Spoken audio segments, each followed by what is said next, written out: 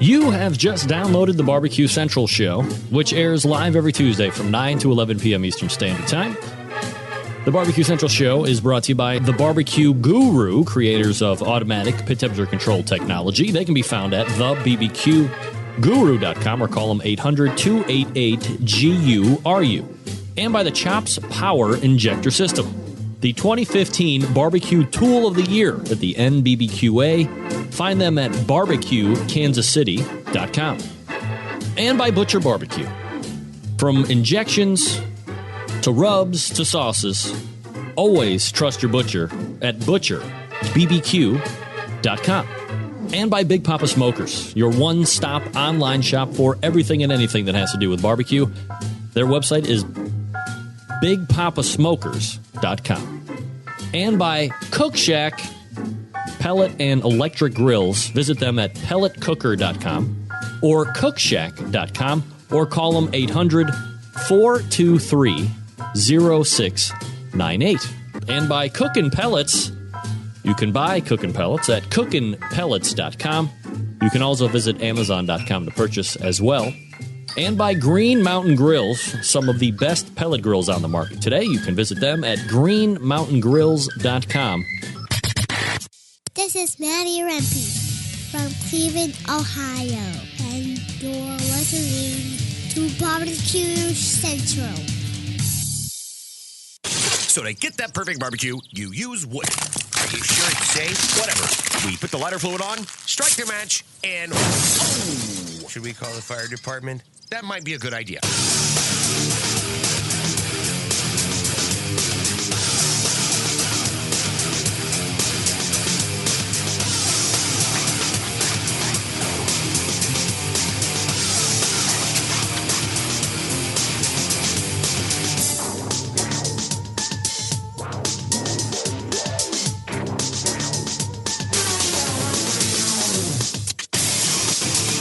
All right, good evening, and welcome to the really big BBQ Central Show. This is the show that talks about all things important in the world of barbecue and grilling, broadcasting live and direct from the Rock and Roll Hall of Fame city of Cleveland, Ohio. It is the barbecue capital of the North Coast. Thanks for joining in. I'm your program host, Greg Rempe. You want to jump in tonight? More than happy to have you. It's a phone call, 216-220-0966. It is also an email address, greg@thebbqcentralshow.com. Anything else you want to find out about the show this evening can be found at the main website, thebbqcentralshow.com. And here's what's happening. In case you didn't get the newsletter, which you can sign up for at the main website as well, I have increased the number of subscribers available to that. So where it was 1,000 and we were capping there, I decided, why let anybody out? Let's just go ahead and get right into it. Everybody can join in. So if you've wondered how can I possibly get it or what have you, then yeah, you can go to the main website and get the good old newsletter. Hold on, I'm trying to find something here. How do I share my... Here, so I'm understanding that there may or may not be some feed issues on Outdoor Cooking Channel tonight. If you want to try an alternative video feed, you can go to my website, and then up at the top... there should be a live button, and there is a YouTube live page. I don't know if that would be any better. I don't know if there are issues with the feed tonight or not, but I've been seeing some type of banter back and forth in the chat room while I was prepping for the show tonight. So there is that option. Or if you just want to get rid of the video altogether, who blames you? Nobody, for crying out loud. Go to my website, thebbqcentralshow.com. And then just click on that that big red Listen Live link right there at the top of the page.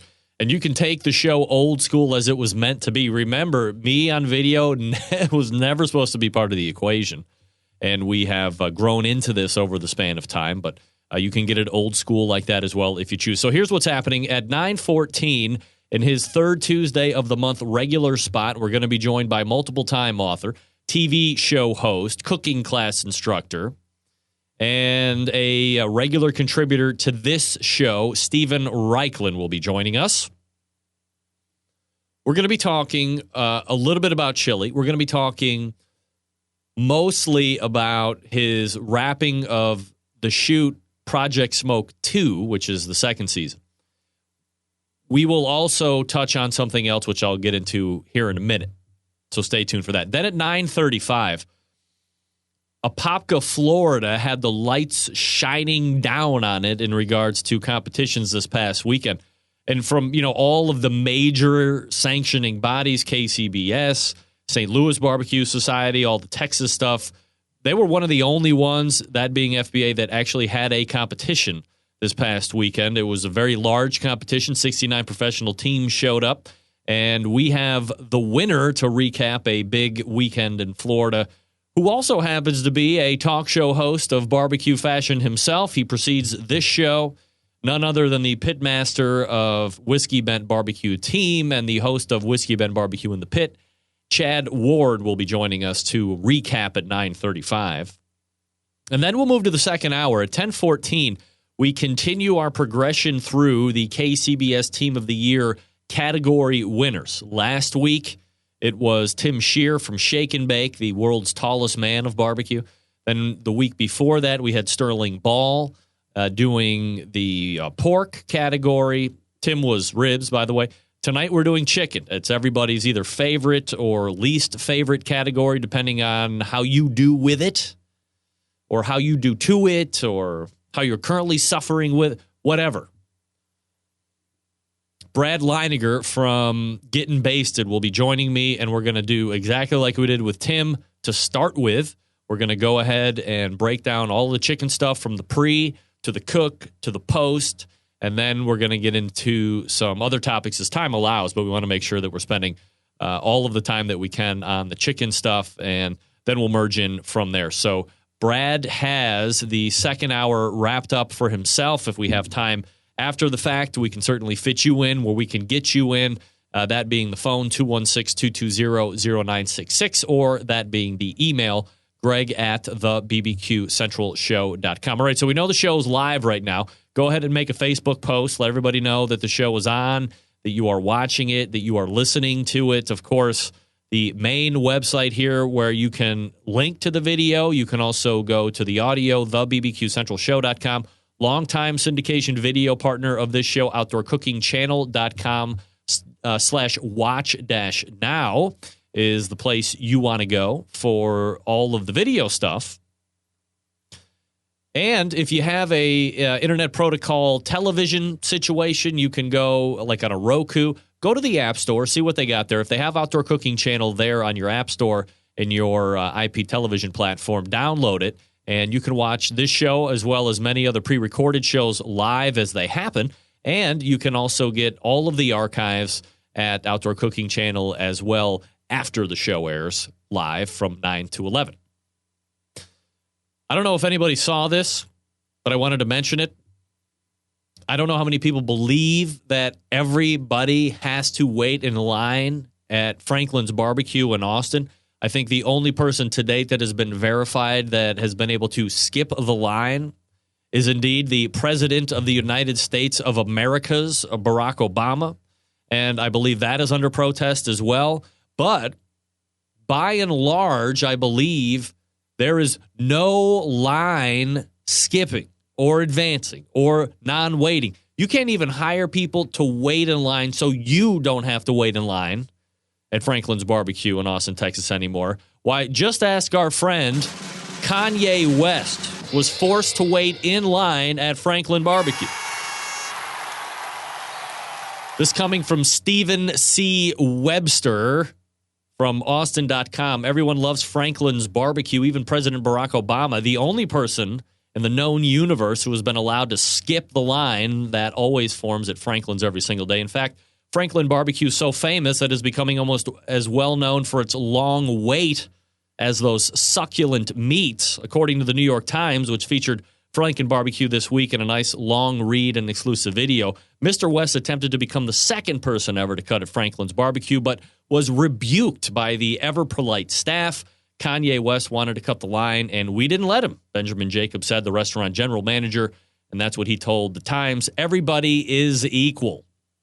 So if you think you are above the law, and by law I mean a line, and by line I mean the line at Franklin's Barbecue. I mean, if Kanye West isn't getting in early, I mean, who is? You literally have to be the president of the United States in order to get a pass on the line. Like, how long is the line? I got to do some more research. In fact, that might be one of my news stories that I do when I start releasing what is termed, and if you have a better name, the name is still a work in progress, the Barbecue Roundup. Of course, I'm doing the weekly Barbecue Roundup that I've been doing on this show for the last handful of months, which has just been competition reviews, but I'm thinking of using the name the Barbecue Roundup and making it a 40 to 45 minutes or less show that's distributed every Thursday at noon Eastern. It'll be on my podcast feed here for this show, for the live show, but it will be a supplement to the live show on Tuesday. So we will have news in the industry that I never get to here on this show. I'll be able to call out to reporters or call out to the folks that had things happen to them and get some pre-recorded interview stuff going on. And then I will perhaps do some sauce interview reviews, answer listener emails, and we can also do a spotlight segment where we might go a little bit more in depth with some pitmasters or some restaurant owners or accessory makers, whatever. But looking forward to actually getting that. I'm going to try and get the first one out. If it's not this week, it will be next Thursday. So look for the Barbecue Roundup, which will be a supplement to this show. Kind of like Whiskey Cast. I said I was inspired by my first segment guest last week, Mark Gillespie from Whiskey Cast. It's going to be a similar style show, just covering the barbecue and grilling industry. I'll tell you what, the National Barbecue Association voted Chops Power Injector the 2015 Barbecue Tool of the Year, and perhaps it's on its way to repeat as well. Each of their patent-pending Chops Power Injector system features not one, not two, but 4 needles evenly spaced at the perfect distance for even injecting. It also comes with 3 plug screws so you can use fewer needles in case you're trying to work around those bones. It's called versatility, folks. The number one seller is the half-gallon Chops Power Injector system designed for competition or to pump up the backyard warrior. So easy to use, right? Clean it, fill it, pump it, and go. If you have just one brisket or pork shoulder to do, you don't need to fill it all the way up. Just put in what you need. It will use it all. It comes with 14-gauge needles, 2 replacement plastic needle adapters, 3 plug screws, and a needle protector, $100 plus shipping anywhere. The number one second seller, the next most popular, the 1-gallon Chops Power Injector system. Double the amount of the half-gallon. Some use it in competitions like when you're cooking MBN whole hog because you got that big meat, or 10 shoulders to get that perfect one. It comes with 14-gauge needles, 2 replacement plastic needle adapters, 3 plug screws, and a needle protector. $120 plus shipping anywhere. The newest one is the Chops Full Power Injector system. It's electric. It's the commercial and competition Big Daddy. It's not a holding tank, but a 3.5-foot pickup tube that you can put in any size container. That's right, from a few ounces to a 55-gallon drum. It was designed for Chef Rob at the best barbecue restaurant in Kansas City, and he said time and time again that with the metal needle adapters, his briskets are back and better than ever. It's a number of top pitmasters using it in the world today to make their barbecue better than the rest. Here's the thing. We live in a foodie world that now requires flavor in every bite. This is how you do it and how you do it fast. And it's not just for meat. How about alcohol-infused watermelon? Every injector handmade in Kansas City, Missouri, USA. Extra accessories. If you want them, they got them. They have a great way to make your Chops Power Injector system bulletproof. Metal needle adapters. Here's what you have to do. BarbecueKansasCity.com. That's barbecue, BARBEQUE, BarbecueKansasCity.com. And order yours today. Once you use it, once you cross the threshold and use it the first time, you're going to wonder, like, hey, man, why didn't I get this like 6 months ago or a year ago when Rempy started talking about it? I can't answer that question for you, but I know you're going to say once you get it, so easy. BarbecueKansasCity.com. Stephen Raichlen coming up out of the break. Stick around. We'll be right back.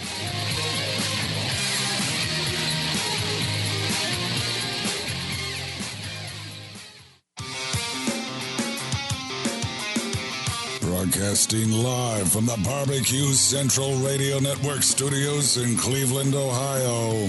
You're listening to the Barbecue Central Radio Show. Once again, here's your host, Greg Rempe. All right, welcome back. This portion of the Barbecue Central show being brought to you by Green Mountain Grills, manufacturers of some of the best pellet grills out there on the market today. If you're looking for a big cooker to house a lot of meat, they got one for you. Something medium size because you're a small family or you don't eat a lot, they got you covered. How about something to take on those tailgates? They got you covered there too. Also, they can provide wood pellets to fire all or any of those cookers. If you would just go to greenmountaingrills.com, you could love your Green Mountain Grill too. I love mine. Hit the website. You're going to be happy that you did. All right, my first guest is seen here on the third Tuesday of each month here on this show. 2015 Barbecue Hall of Famer, a TV show host, a barbecue cooking class instructor, a multiple-time author, and a friend of the show. So let's go ahead and race over to the hotline and welcome back Stephen Raichlen to the show. Stephen, how are you, buddy? Doing great, man. How about yourself? Doing absolutely fabulous, Stephen. Always appreciate the time here you give to the show each and every month. And, a couple different places that we can start at tonight. And, the first place I wanted to start, I get the alerts from your blog each and every week. And, of course, I'm kind of trolling through there on my own at various points as well. And a subject that came today, but I was actually reading about it like 2 or 3 days ago, is chili. And it's probably just me, but chili is like turkey for me. It always sounds great. I never cook it. I mean, I probably cook turkey more than I ever cook chili because at least there's a holiday once a month reminding me that I should be cooking it more than I should. But chili kind of falls in that category for me as well. So I guess, what's your experience with chili? Is that something that you grew up with and you have refined and crafted over time, or is it something that you've kind of gotten into a little bit later? Totally did not grow up on chili. Actually, I had a pretty deprived life growing up. I was a TV dinner kid. I think part of my interest in food was a reaction to that, sort of a self-defense. But, I travel around the country. I'm on tour almost every year, either for a new book or for research. And when I travel, I try and experience local specialties. So I think my first chili eye-opener was in Cincinnati, where they have a very bizarre version of chili. It actually goes over spaghetti. But I became intrigued by it. And then I went to a chili festival in New Mexico and chili parlor in New York. And I guess for me, what I love about chili is it's kind of some of the last regional American food with regional American styles. Think about the homogenation of the American diet, even of American barbecue. And it's very comforting for me to know that chili remains deeply regional. Now, the other thing is I discovered you could cook it in a smoker, which would add about 8,000 times more flavor than conventional chili. And the fact that so much of the country is locked in this bitter cold right now, and what better way to warm up than with a pot of chili? In regards to the regional aspect that you just brought up, Stephen, is chili like pasta sauce in many respects? And I guess what I mean by that is, it's what you grew up with. So when you have something that might be different, it tends to skew in that, that doesn't really taste like mine or what my mom used to make or how I make it, kind of a category. And perhaps not having had an extensive chili background, maybe you could actually benefit you if you start to eat a little bit more. You don't have those biases.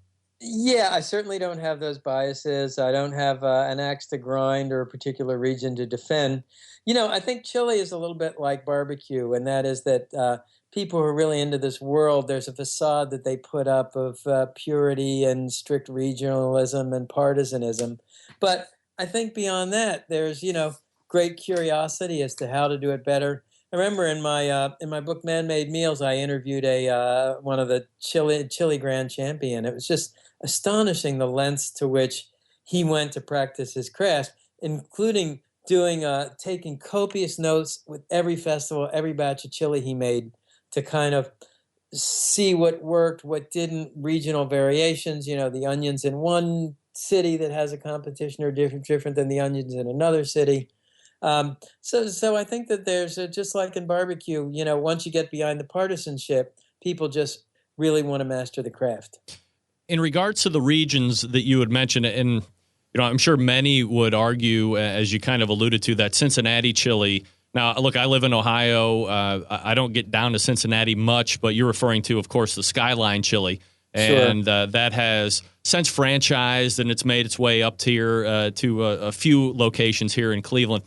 And to me, the Cincinnati chili, I think in a lot of normal chilies, you can get away with, that was okay, or I could eat that, or it's like, oh, this is great, and some probably, oh, I hate that. But there's a lot of variation. It seems to be, in my experience, that with the Skyline chili, you love it or you hate it, and there is very little in between because of like that cinnamon that's in there and the chocolate. And as you had mentioned, I'm not too big of a three-way guy, which is the spaghetti and the sauce and the cheese. I like the cheese conies with that sauce on the hot dog, and I can probably eat about 10 of those in one sitting.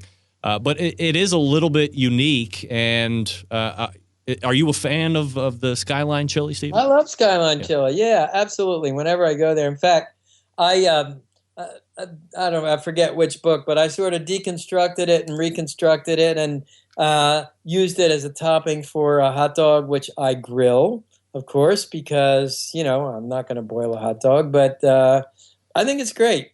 I like I said, I'm always on book tour, and typically I'll do 25 or 30 cities, and I look for the one dish I can get in that city and not anywhere else. That's what's sort of driving my eating out. Stephen Raichlen joining us here on the show as he does every third Tuesday of the month. BBQBible.com, his blog website, ProjectSmoke.org, which we'll get to here in a minute as well if you want to check out both websites while you're listening here tonight. Stephen, do you have a chili recipe that you have been working on? I know you said you like to put it in the smoker to add levels of flavor that you're not going to normally get, but or maybe the better question is, what's a good working recipe for people to try if they really haven't gotten the foray into the chili word yet? Well, there are two on my website this week on the blog, and one is a more conventional red chili. It has beer in it. It has chocolate in it. You make it with pork and beef.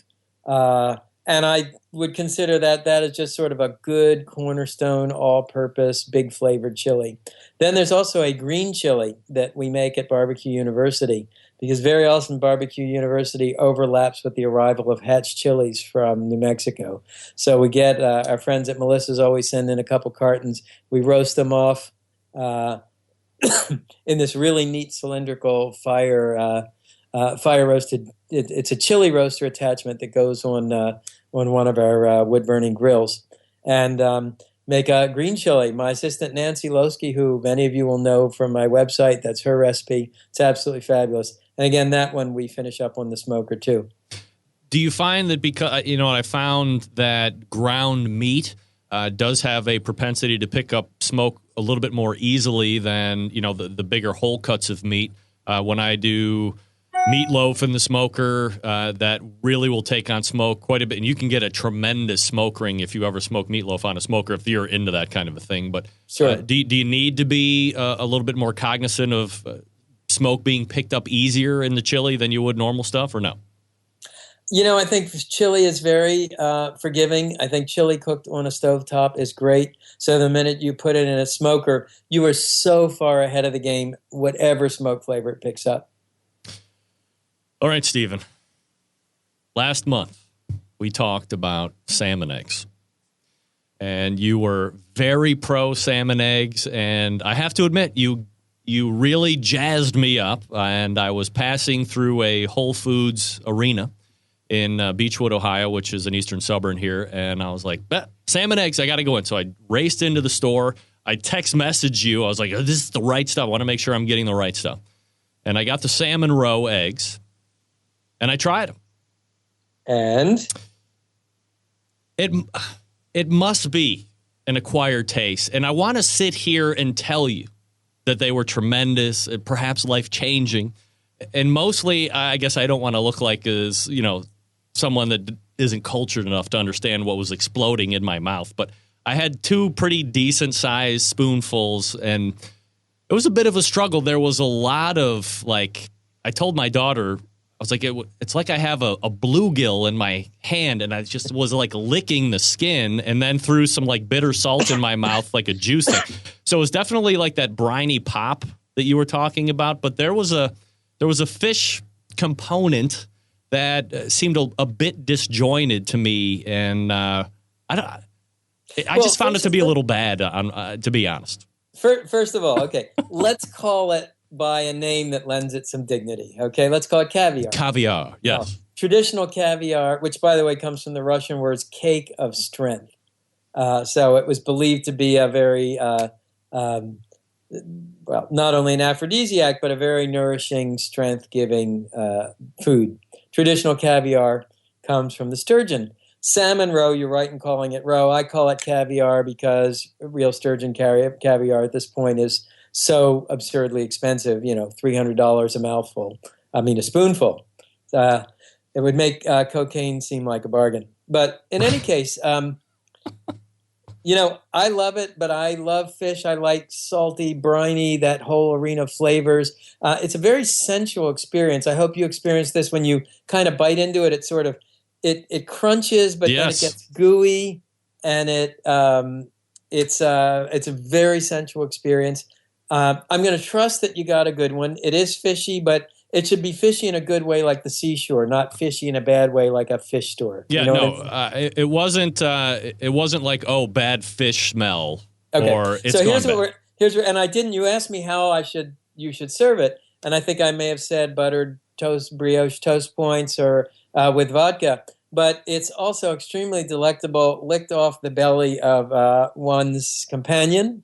I don't know if you're married or you have a girlfriend or anything, or whether she would... I have all of that, sure. Okay, and I probably should have told you that because that might have helped the appreciation level.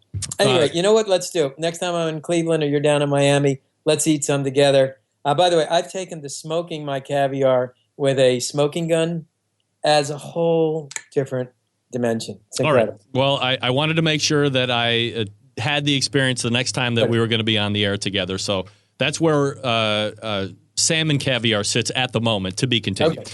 I promise you'll like it better. I think it sounds a little bit like for me with my first oyster. I ate it. I wasn't quite sure how I felt about it. And, today nothing would give me more pleasure than sitting down and eating 100. Absolutely. Stephen Raichlen joining us here on the show. The other thing I want to talk to you tonight, last month you were on your way to get Project Smoke shot and in the can. Now you're here a month later, and that whole thing has taken place. So talk to me about the shoot.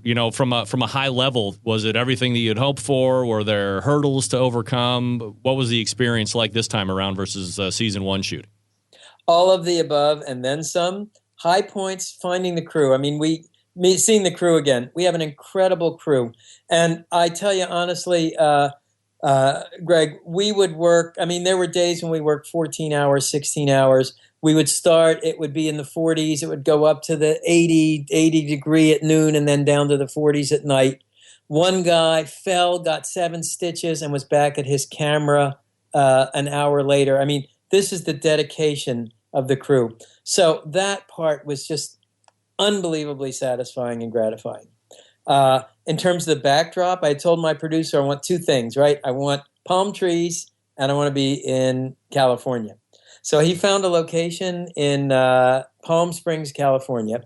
I had palm trees. I had a lake, palm trees behind it, green grass behind that, a mountain behind that, and then on top of the mountain, snow. It is the single most beautiful place I've ever shot. We had some incredible new smokers that were really fun to use. We have this giant monster Yoder smoker that looks like a train locomotive. We brought in Kamado smokers from Indonesia, which are these mosaic works of art. We had pellets, Memphis pellet smoker. We had Bradley's. We were doing hot smoking, cold smoking, rotisserie smoking, smoke braising. We smoked everything from cocktails to I did this called Buccaneer chicken, where you smoke it not over wood but over sugarcane. We smoked mozzarella with hay. It was fantastic, and I mean it's the high point of my year. Even though I never work harder and I never do anything more difficult in the whole year than those 2 weeks of the shoot. High point of the year. In terms of the crew, Stephen, is this like the same cast of characters that you shoot with, all the way back from the PBS days and you roll forward, or is it like a new group of guys every time out? How does the crew get together? Well, pretty much the camera crew and the technical crew, we've been working together for 7 or 8 years now. Certainly they were, I'd say 3/4 of the crew was with me all throughout Primal Grill. My producer, Matt Cohen, my director of photography, Richard Dallett, they've been with me. Rob Boss, who may be a name familiar to this barbecue community, came out as our smoke wrangler this year. And in past years, his job has been to be the assistant smoke wrangler and take photos. This year, our main smoke wrangler got sick right before the shoot, so Rob took over. He did a fantastic job. What does it mean to be a smoke wrangler? It means to have every one of those smokers up and ready, fired up, to always have a chimney starter ready when you need it, to have a wood pile ready when you need it. At night, we would build big bonfires right off the set because it was so cold. And, the crew could wear parkas and wool hats and everything, but I have to look like, it's summertime. So that was a giant help. We had some new people. We had a new culinary staff. We had a wonderful stylist named Denise Swidley. Fantastic. Just the level of dedication. It was amazing. When you are doing the recipes or you're executing them during taping, are these things that you're just kind of, you always hear about stand-up comedians.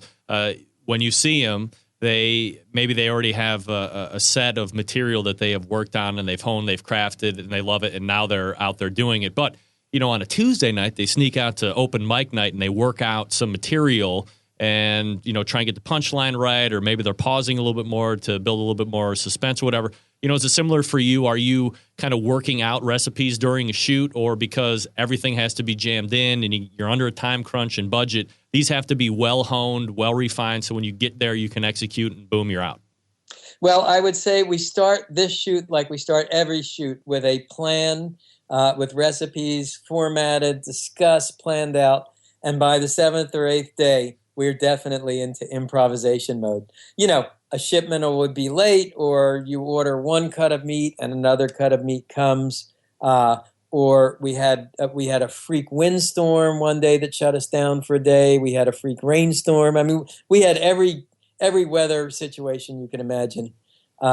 And so you have to punt, you have to improvise. On the rain day, we took what are the recipes were on behind a counter and sort of the grand background, and we turned some of those into montages, which are very up close, step-by-step shots, but they could be done under shelter. You know what I mean? So we could shoot even though it was raining.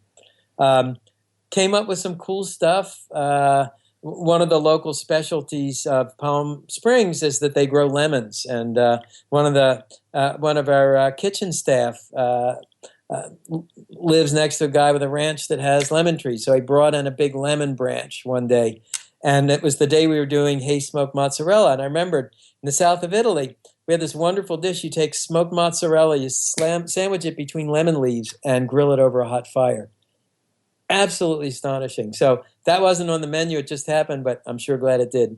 This is going to be like the second show or a second episode in as many seasons that you have used hay to smoke flavor something. Are you positioning to be the authority of hay smoking in the country?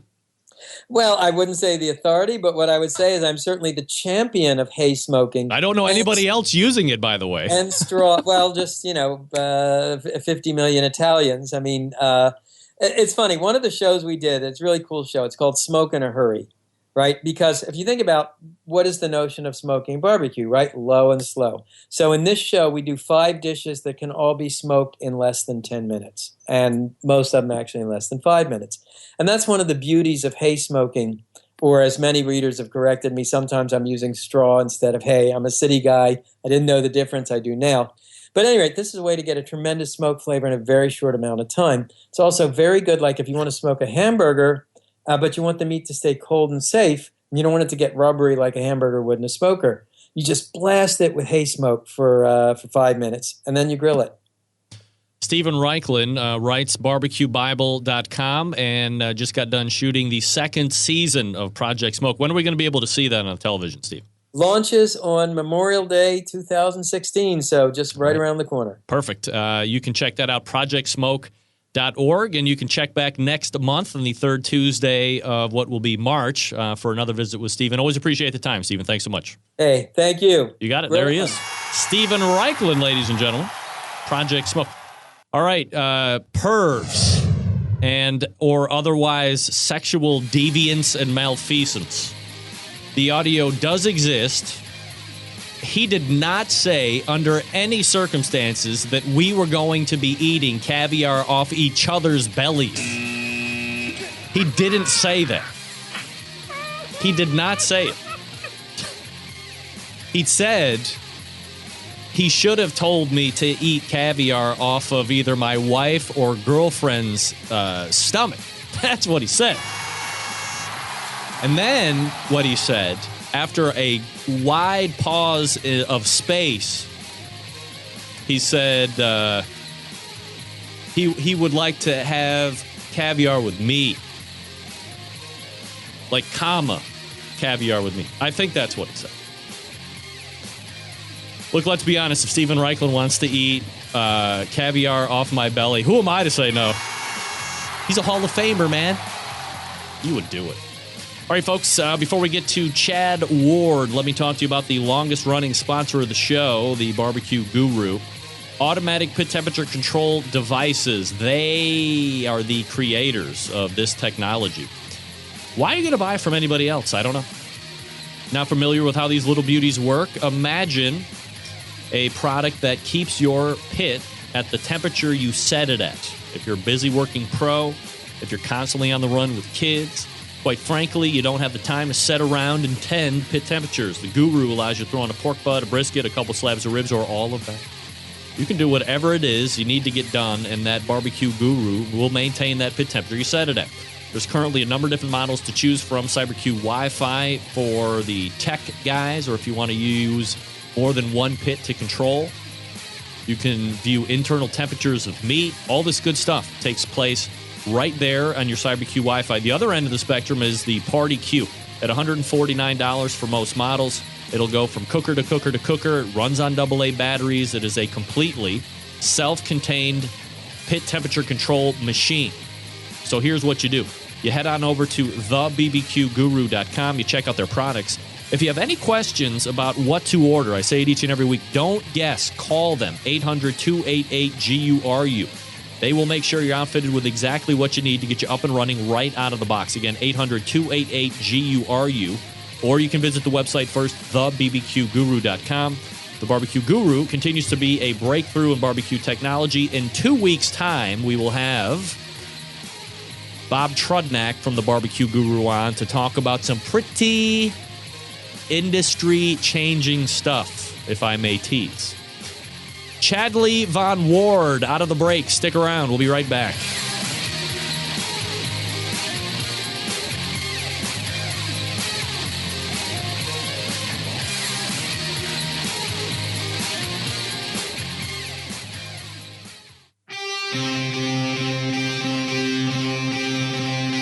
Get in the smoke. Call 877-448-0433 to get on the air. Now, here's your host, Greg Rempe. Hey, welcome back. This portion of the Barbecue Central show being brought to you by CookinPellets.com, your number one source for quality wood pellets for all of your pellet-driven cookers. You can visit CookinPellets.com to buy them. You can also buy them from Amazon.com. Where the hell is Chad Ward at? Chad, Skype in. Calling you. I mean, what the hell? Again, CookinPellets.com, COOKIN, CookinPellets.com or Amazon.com. Remember, Cookin Pellets is the only wood pellet supplier that has their own app. It's free. If you download it, it will alert you to extra special shipping deals that Amazon runs. Because every once in a while, Amazon gets a bug up its ass and will blow out the pellets, if you know what I mean. Yeah, I don't know. Chad Ward, nowhere to be found. I just saw him in the thing, in the chat room. He must be getting interviewed by. Does he have a different handle on what the hell? Skype? I don't know. Unless I'm supposed to call him by phone. I mean, who knows? As I was saying, he must be doing a live hit for Channel 8, Leighingen, or where does he live? Winter Haven? Leighingen, Florida. Channel 5, Lakeland, Florida. Hello. All right, I think we're coming. Joining me now, the winner of the Apopka, Florida contest and pitmaster of Whiskey Bent BBQ, Chad Ward joins us here on the show. Hello. Hello. Hello. Hello. I'm sorry. Must have picked up the wrong dial here. Let me see if I can. Hello. Hello. Uh-oh. Oh, boy. Oh, boy. Get that big stuff out of here. That's the best gag. You bite on you guys bite on it every single time. I know you do. Look, the partying must be going deep in the Imperials Polk County, the IPC. The insane posse can't. All right, joining me now, Chad Ward. Hey, Chad. How are you doing, my friend? I'm well. How are you? Doing real well. Dude, I bet you are. Can you hear me? I can. All right. The competition spotlight was firmly shining down on Apopka, Florida this past weekend, where literally top teams from across various sanctioning bodies showed up to try their hand at this FBA event. And Whiskey Bent BBQ comes out on top, but perhaps more importantly than winning the event, and correct me if I'm wrong, and the $10,000 check. I mean, everybody get one of those. Breaking a 15-month dry spell and collecting a grand championship. I mean, that's nice, right? It's very nice. Yeah. So, I mean, what's best? Breaking, in all fairness, is breaking the dry spell the best, or is 10 grand the best, or is saying that you won the championship of Apopka the best? You know what? It's kind of a culmination of all three, Greg, not to avoid your question. Obviously, getting off of the 15-month hiatus is nice. We've been so focused on the store the last 2 years that, we were going into contests, half cocked and not fully prepared and, things I'm just not proud of. But, each year we kind of put it together for the WFC, which 3 years running, we were 5th, 4th, and 3rd. So we kind of proved to ourselves that when we, pulled our stuff together, we could be competitive. That was one part of it.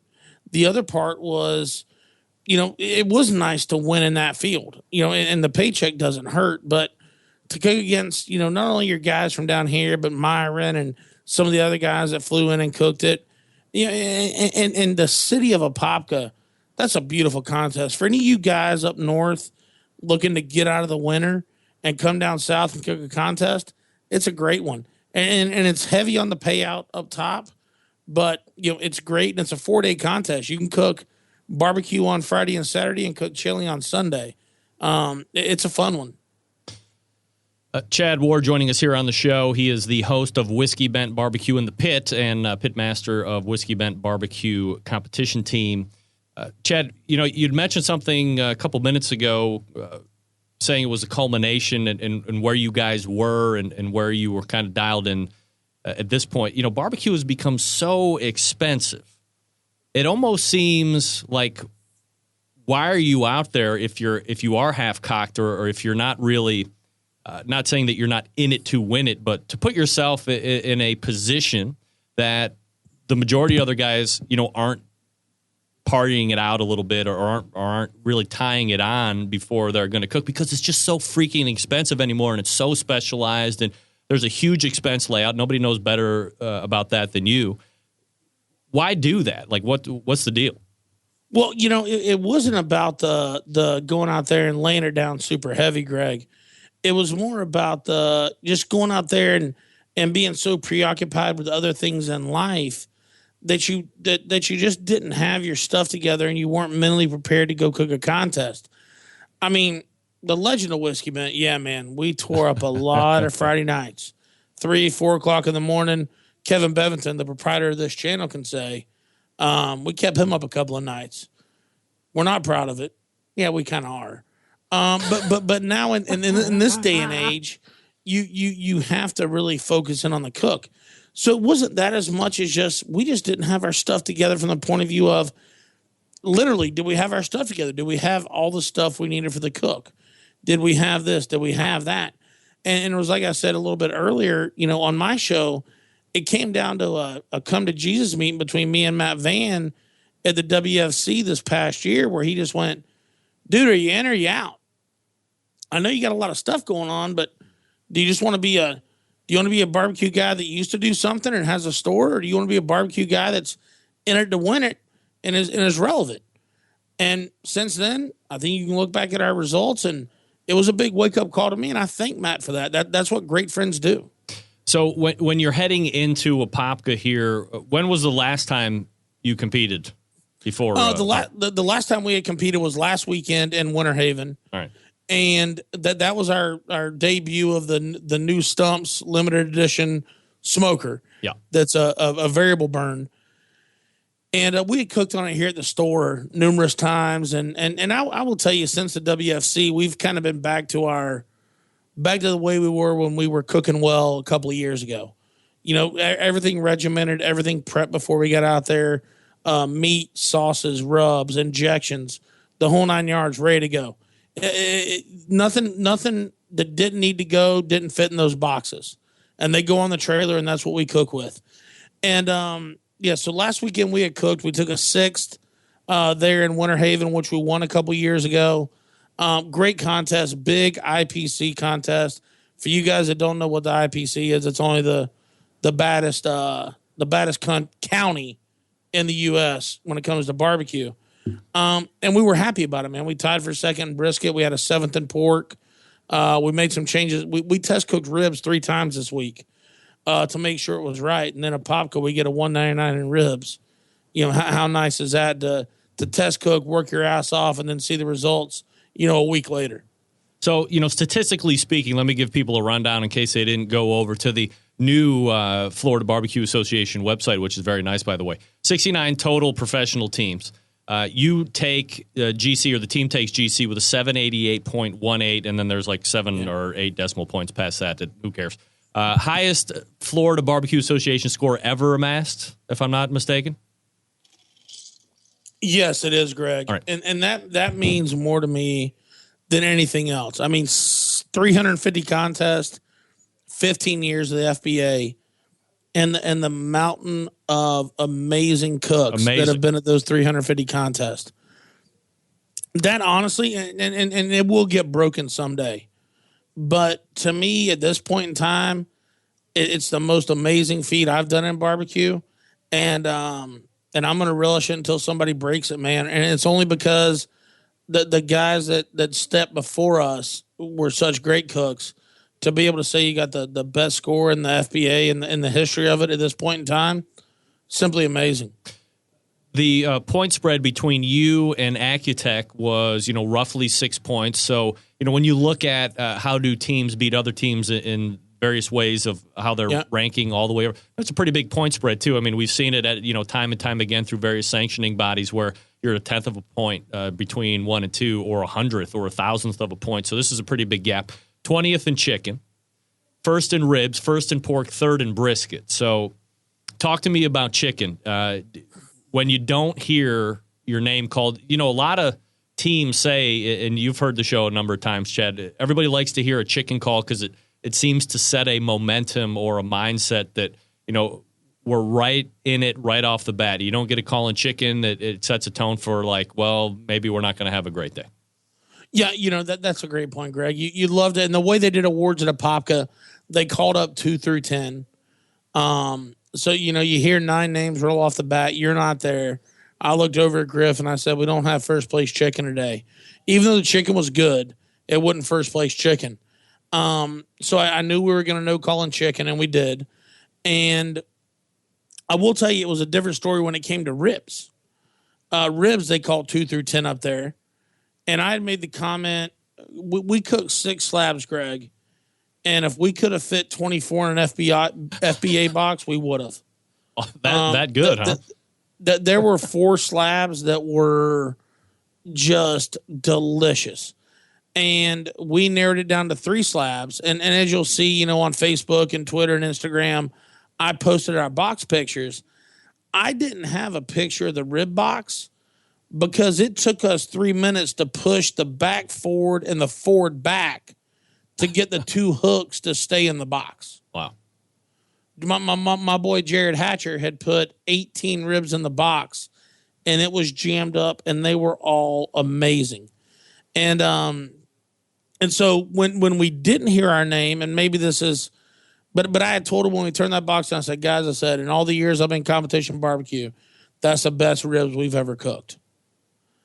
And I was kind of, when we didn't hear 2 through 10, I was kind of happy. Yeah. But guess what? They could have been the best 11th place rib you ever had. And when they called first place in ribs, it was a huge just relief. Like, okay, well, the judges are tracking down the same vein I am. And then when it came to, I'm sorry, am I getting ahead of you? You want me to keep walking this progression? Yeah, pork was next, of course. Pork, man. Pork, we have not had a first place since 2010. We've had some, top 10s and some top 5s and some beating around first place, but pork's just never been our category. But I made a couple of changes here 2 weeks ago, and we got that 7th last week, and we tweaked upon that, and it was really good pork. But I'm not one to judge pork super well. And but Griff and Jack and Jared were like, man, this is pretty damn good pork, man. And so I didn't know. When we didn't get a call 2 through 10, I was a little worried. So we were kind of sitting there on the sidelines waiting to see what happened. When they called first place pork us, I was like, holy smokes. It was a shocker to me. I'm not going to lie to you. So where does brisket fall in that? Were you happy with brisket? Man, and you know what? The good Lord blessed us when we got into barbecue. Brisket was our category. Yep. And it was our first backyard call ever. It was our first backyard first place ever. It was our first pro call. It was our first pro first place. And then, man, now my boy Sean McCraney over there at Mass Purveyors is pulling in these A9 Kobe Australian Wagyu briskets that are crazy good. And I think I looked at it, Pigfest 4th, Winter Haven 2nd, and now Apopka tied for 3rd. And it was a $199 brisket in 3rd place. And it was good. I mean, it was really good. And I'll tell you guys out there listening right now, don't overthink brisket, man. Burn-ins need to be sweet. Slices need to taste like beef. And I'll leave it at that. But it was good. And I was happy when we got that call 2 through 10 teams. Here's who needs to line up for brisket. And when we heard Whiskey Bent, I kind of tapped Griff on the shoulder and went, okay, I don't think we threw chicken out the door. And now we know we got a 2 through 10 in brisket and we got a 1-1. Maybe this is us. So when you get the call for overall, does it just validate having a meeting with Matt and then putting in the work post that discussion leading up to Apopka with some of the finishes that you've been having and having good results in the categories? Yeah, it was. I mean, the way they did results at Apopka was they did 3 through 15 up to the stage, and you didn't get that call. And we were fortunate to be right there with Brad and John from Accutech, which have been hot as hell. Yes, this FBA season. And man, they're great guys. I consider them family, man. And I love to see a father and dad cooking together and having such a good time and having such good results, man. They're just amazing people. And to be able to be right there with them when 3 through 15 went up, and then they called out RGC, Accutech, we hugged them and told them congratulations. And then it was kind of like it started to sink in that I don't think we had 61st place chicken. And then everybody started coming up, the Ulcer boys, Tim Malloy, Rub took that awesome video, which, is so cool to have to capture the moment for, years from now. And man, when they called it, man, it was, you're right, Greg. It was a culmination of thinking back to that. I mean, it was an ugly conversation me and Matt had. There wasn't nothing pretty about it. Griff was in the trailer too. And he's like, oh shit, guess this is the way these old IPC boys do it. But yeah, but it was, and yeah, man, you're absolutely right to go in and tighten up and get onto the program and see the results. Dude, it's well worth it, man. There's nothing better than hearing your name called last in a field like that, especially when it ends with a $10,000 check. No doubt about it. Chad Ward is the pitmaster of Whiskey Bent BBQ, the host of Whiskey Bent BBQ in the pit, and walking away with grand championship this past weekend at the Apopka, Florida event. Chad, congratulations again. Where are you going to be competing at next? Man, we've got, I hate it, we've got about 6 weeks off. Wow. We've got 2 sold-out brisket classes here at the store. They sold out within 7 days. Got a personal event, a charity event the next weekend. We've got taking a little vacation the weekend after that, and then the 2 big conferences, the MBBQA and the HPBA conference. And then we got the grand opening of the Odessa store, which is our second franchise store. And then we'll be back in action the first weekend of February in Vero Beach for a first-time KCBS contest. First week in April, I'm sorry. Yeah. And looking forward to that. I mean, that's cool. I've talked to the organizer a little bit. They want to put on a great contest down there. And we're going to test cook a whole bunch between now and then. I bet you will. And continued success, my friend. We'll talk to you soon. You know what, Greg? All right, I love having my own show. It's a real pleasure to be on this show. You got it. Thank you, man. My man. Chad Ward right there. He hosts his own show, by the way. Anybody watch that? I was prepping for my show. Plus, I never want to be swayed by what other questions are being asked by somebody else to Chad, so it doesn't look like I'm trying to ask him the same. Forget about it. I'll catch it on the replay on OutdoorCookingChannel.com. I'm going to talk to you quickly about Fast Eddie's by Cookshack. 100% stainless steel wood-burning fired cooker. Uses a direct and indirect heat up to 800 degrees. It's controlled with the IQ5. PG 500, 1000 have many great features, including 784 square inches of cooking space, easy side-loading pellet hopper, fully automated wood pellet feed system, stainless steel cooking grate on the direct side that produces killer-looking sear marks, nickel-plated grills on the indirect top racks, a drip bucket, a pellet ash drawer, 100% stainless steel construction, a warming drawer, 40 pounds of Cookshack hickory pellets, and a 30-day money-back guaranteed. It's a versatile pellet cooker that adds full flavor to your recipes, including fajitas, ribs, chicken, steaks, desserts, sides, and large cuts of meat. It can do it all, plus cold smoking.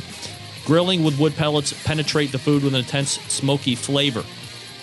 When you cook with pellets, it's more consistent, the smoke more flavorful. For recipes and how-to videos, check out the YouTube channel or the cooking guide at their website, cookshack.com. Cookshack, you can call them at 800-423-0698. We're back to wrap the first hour right after this. Stick around. Be right back. Big name interviews, advice on cooking brisket and ribs, and the only host willing to share his honest opinion on all things important in the world of barbecue. It's the Barbecue Central Show.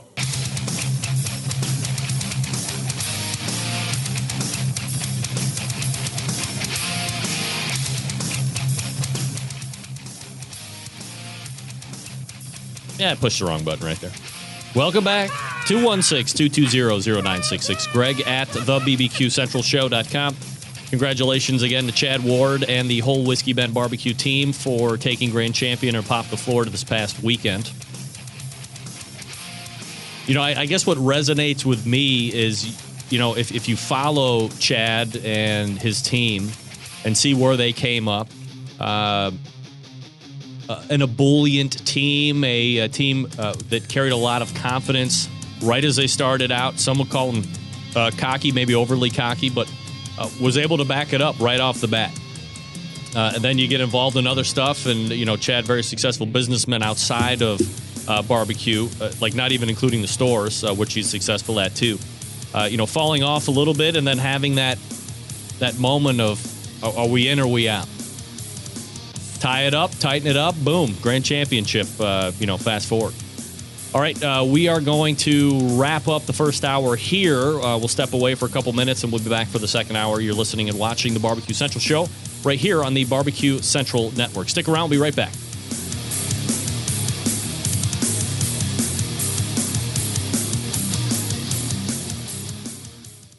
This is Chris Payne from Euclid, Ohio, and you are listening to Barbecue Central.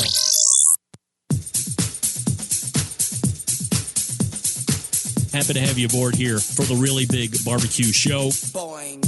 We cook because we have to, and we grill because we want to. Hit me. Fine. How's it going? You have a great show. I'm a big fan. Boing. So what seems to be the problem here? This man looks like he's dead, and he's in the crackle. Charbono! It's all about the charbono, dude! Succulent fish! What? He ate 54 wieners. But listen, Lavernius, shut your face. I'm shaking like a dog shit peach seeds. We have top men working on it right now. Top men.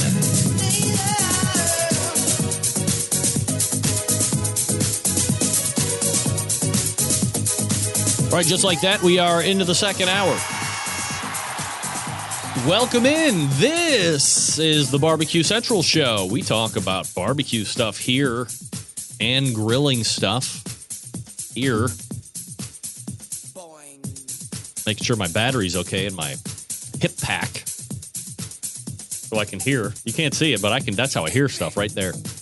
If you want to jump in on the show tonight, more than happy to have you. 216-220-0966. Greg at thebbqcentralshow.com. Your 2 bits of contact info. This show is broadcasting live via the interwebs from Cleveland, Ohio, the barbecue capital of the North Coast.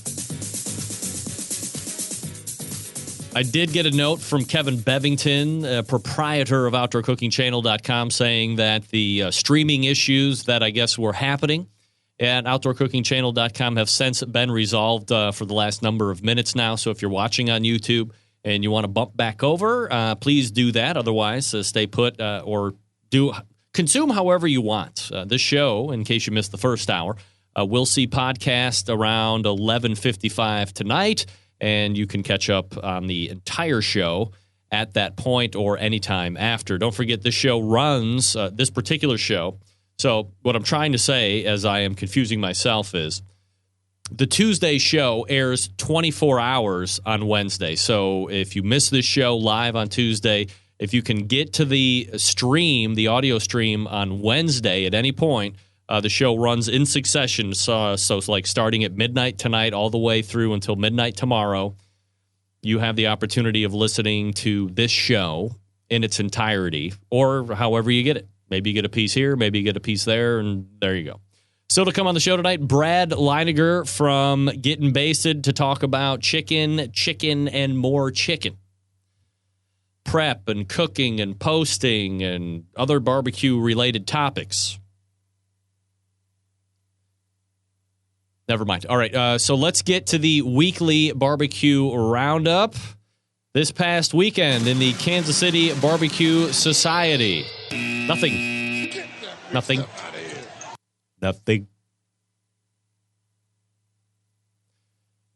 In the Texas area of the world, the IBC, 2 cook-offs and 2 reporting. The VFW Chili and Barbecue in Austin, Texas. 102 teams taking place and or part. Andrew Heckman, Honky Tonk Cookers, wins it. Congratulations, Andrew. And the South Texas Courage to Change in Mission, Texas. Winning that one is Incognito. They win a lot. Texas Gulf Coast had 0 competition. And the Lone Star Barbecue Society had 0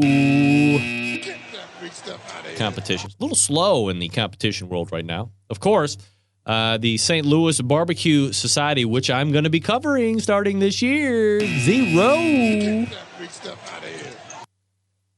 Florida Barbecue Association had the Old Florida Outdoor Festival in Apopka, Florida. And, of course, winning that, my last segment guest, Whiskey Bent BBQ, with the highest ever cumulative score in FBA history, 788.183328. I have it committed to memory. And last but not least, Meat Stock Sydney, Australia results. If you're not familiar, this is a contest that was held in Australia. So, good day, mate. Let's throw another shrimp on the barbie. It's one of my favorite lines in the best movie ever made, so I'm not making fun of anybody. Okay, where was I? Contest held in Australia to date, February 14th. Meat Stock A&E Sydney Barbecue Wars was held in Sydney, Australia over the weekend. That attracted 48 teams. It's a 6-meat category contest sanctioned by the is that Australian? There must be some non-pronounced words in that spelling. The Australian Barbecue Alliance. So that does not look like what one would refer to as a KCBS style contest, but 6-meat category.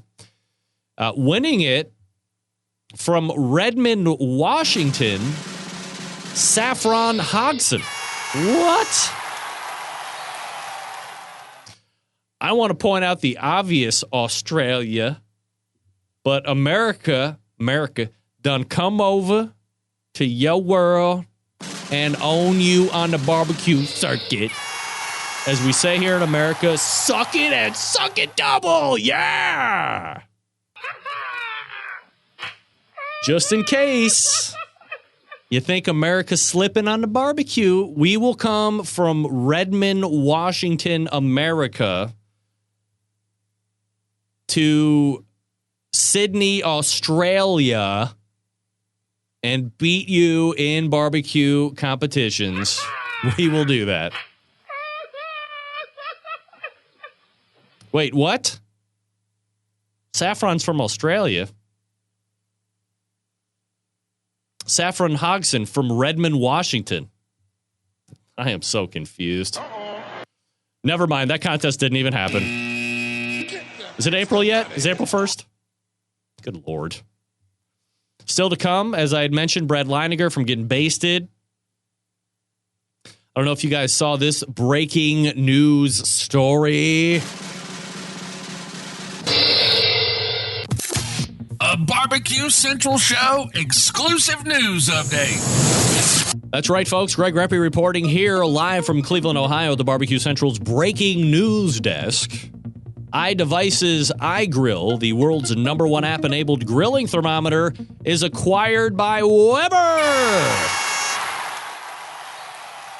Now, let's talk about revisionist history, because Patrick Paquette is claiming that I am somehow mincing words with my segment interview with Stephen Raichlen about eating salmon eggs off of each other's bellies.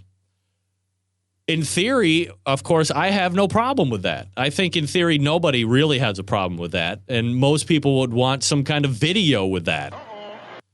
Nevertheless, I believe the last time I had, what's his name? Peter Gabriel, I believe, is the guy's name. I think he was like general manager or media person or sales manager, whatever he was, or is. Peter Gabriel, I believe, was his name. And I believe at the end of the last time that we talked a handful of months ago, and I can go back and look at it in the archives, I said, and I asked anybody that ate product and the company isn't huge, to me, it's always, I'm not saying they don't start out this way, but I think there is a opportunity for a business mind to think that, down the road, if this progresses and it gains steam, and there might be the opportunity to get a payday. Again, not saying that that's what they were out for in the beginning. However, you get a great product. Maybe you've taken it just as far as you possibly can. I don't know. I'm not saying that iDevices Inc. thought that. I'm merely speculating.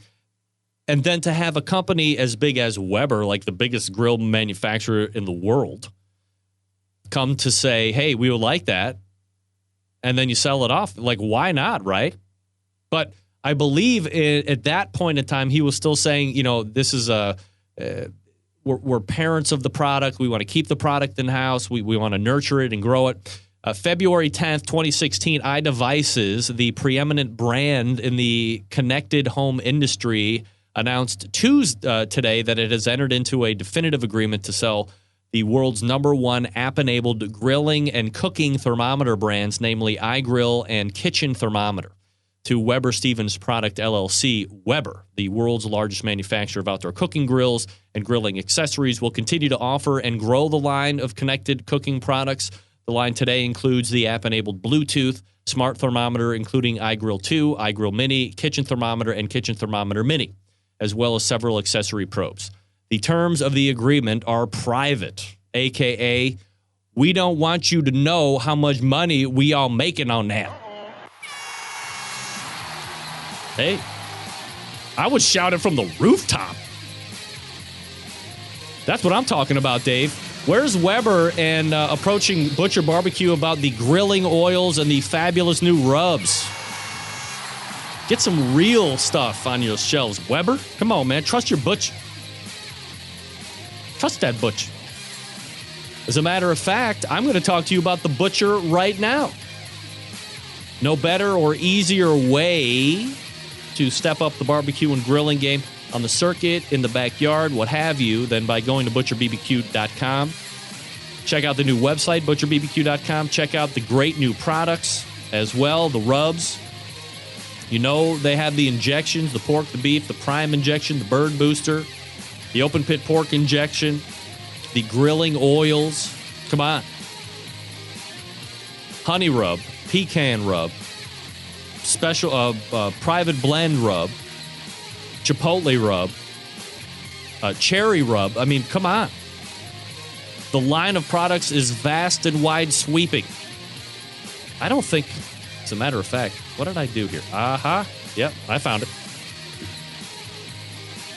On top of all of this, $8 in shipping no matter how much you're buying. If you buy $500 worth of stuff and it's heavy, you think, oh man, I'm screwed. This is going to be like $700 in shipping. Oh, no, it's not. $8. $8. Go to butcherbbq.com and see what's happening over there right now. Check out the new website. Buy the grilling oils. It's no joke. I could go right up now if this camera could actually travel up there in real time, so you don't think I'm doing camera magic.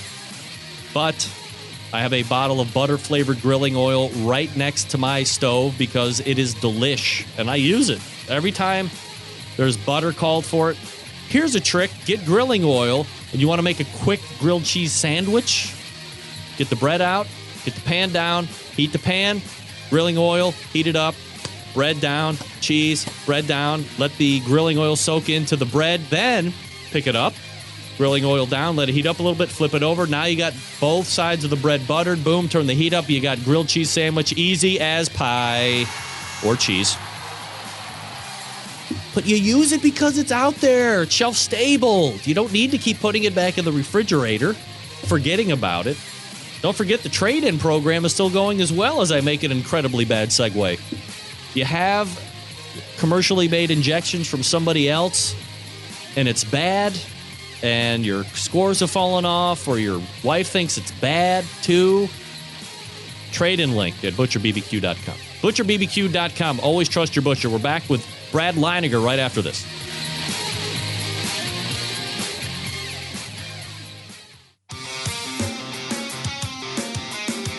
Broadcasting live from the Barbecue Central Radio Network studios in Cleveland, Ohio. You're listening to the Barbecue Central Radio Show. Once again, here's your host, Greg Rempe. All right, welcome back. 216-220-0966. Greg at thebbqcentralshow.com. Don't forget, maybe a week from Thursday will be the premiere episode 1 of the Barbecue Roundup. Tell your friends. Subscribe to this podcast feed. Go to iTunes. Subscribe. It's going to be podcast only. It's not going to be video. It's not going to be done live. It's all going to be pre-recorded. So you need to subscribe to the Barbecue Central show to get the weekly, what will be every Thursday at noon. New episodes will be released for the Barbecue Roundup. We'll cover news. We'll have a spotlight section. It'll be great. So make sure you subscribe to the show in order to get the Barbecue Roundup.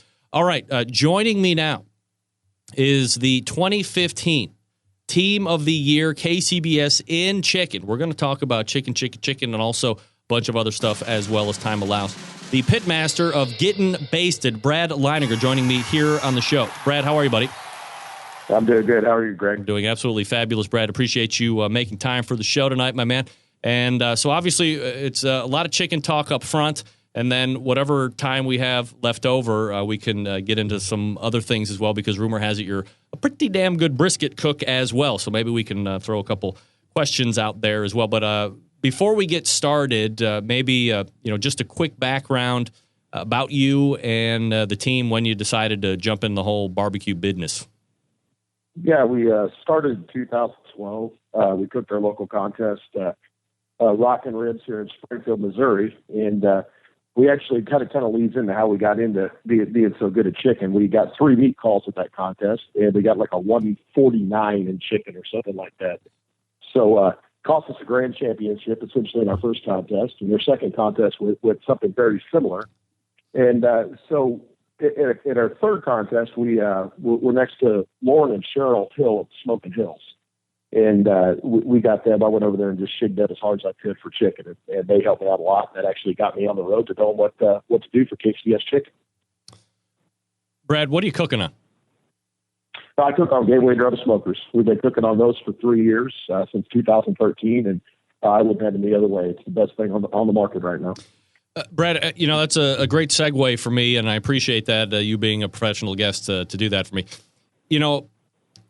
Ugly drum smokers have been around, ever since I have been in the industry, not necessarily even with the show, but when I first got my Weber Smoky Mountain, there's a website out there called Virtual Weber Bullet that is, specifically to that particular cook. But a lot of these guys were making drum-style smokers out of what seemed like any piece of garbage that they had in their backyard.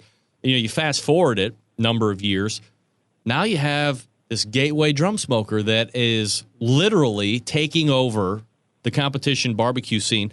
You have a number of teams, using it as a complement to some of the other cookers. However, I think you're seeing more and more teams go to being a complete can team. So maybe they have 2 or 3 units, depending on how much space you feel you need to have or cook at one time or whatever the case may be.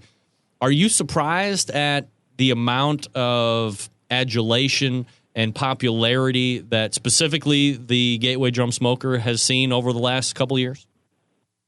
Yeah, I mean, I'm not surprised. I mean, we put a lot of work into it too. I mean, we've had a lot of success, and the teams that are cooking on them, whether it's one meat or two meats or three meats, I mean, they've had a lot of success too. So, I mean, just success, kind of breeds people wanting to be a part of it. I mean, the American Royal Invitational this year, World Food Championships. You had the Sam's Club Nationals, Rib Team of the Year, Chicken Team of the Year, and there's only a handful of us cooking on it. So it's an exciting thing to be a part of. So while I'm not surprised, there's also been a lot of work and a lot of build-up. We've been doing it for a long time, and it's just exciting. I'm excited for Tim and Terry Shear, and that it's getting to be where this thing's taken off the way it is. Do you think that? Do you like the fact that? Well, I mean, from a business standpoint, it's great because everybody wants to kind of copy where success is coming from. And if you see it's a cooker, I remember everybody felt like you had to buy a Jambo pit in order to be successful, or at least be able to put a competing foot out there. And now you see Gateway Drum Smokers are kind of becoming the new Jambo to a certain degree in the can style brand of cooker. If people started using rat shit as fuel and people were winning with it, do you think that there would be a run on rat shit? I don't know. I mean, yeah, I think there's something to that a little bit. I mean, I think people are kind of playing follow the leader a little bit. But, in this case, it's not just the winning. It's also the ease of use and the fact that, people get tired of tending a fire all night. And they like the fact that for, $799, they can get a drum smoker. They can get up in the morning and they can turn out just as good a product as that $12,000 Jambo smoker does. So I think, there's something more to it than just follow the leader. I mean, there's a lot of attractive things to it. And frankly, that's why I did it. I did it because I didn't want to tend a fire all night anymore. Brad Leininger joining me here on the show, pitmaster of Gettin Basted. For those of you that aren't familiar with Brad's stats, 2015 Team of the Year, KCBS Chicken, as I just mentioned. Second, KCBS Brisket overall. 25th pork, 15th ribs. That gets you a 7th overall in KCBS Team of the Year. As you look back on 2015, Brad, how satisfied are you overall with the performance in the individual categories and in the overall rank? Oh, no, we had a great year. We're excited about it. We always, I think every competitor out there is going out there to win. I don't know that we ever set out to win Team of the Year or anything. It's just kind of one of those things that it's a goal, and you just kind of get into the middle of the summer or towards the end of the summer and, see where you're at, and then you go chasing for it. And the funny thing is I kind of ended up winning chicken, but I was chasing, I was trying to chase Smoky D's down for brisket. And, that's what I was driving all over the country. So you had Fire Dancer was driving, trying to catch me in chicken, and I was going to try to get Smoky D's and brisket. And it came down to the last week of the season. I actually lost a coin flip in Knoxville, Tennessee on a tie.